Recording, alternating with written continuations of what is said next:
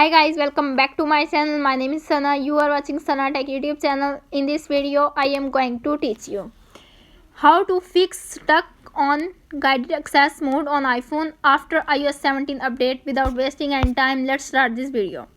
Solution number 1. Triple click the home and side button.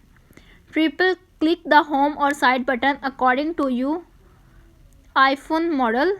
Now it will ask you to enter the passcode of the guided access mode. After entering the passcode, your phone will be back to normal mode and problem is fixed. If solution number 1 is not working, now applying the solution number 2. Solution number 2 is force restart your iPhone. Tap on setting app. You can see appears on screen. Scroll up, tap on general, scroll up, tap on shutdown. You can see appears on screen. Drag the slide to power off, slide to turn off your device. Wait for few seconds and turn your device back on and problem is fixed. If solution number 2 is not working, now applying the solution number 3. Solution number 3 is reset network setting.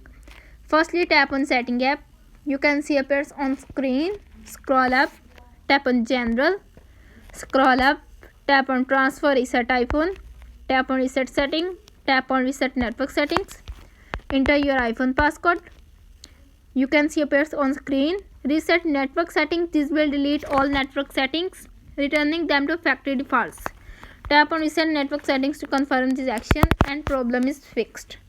If all solutions are not working on your iPhone, simply contact support.apple.com and fix your problem.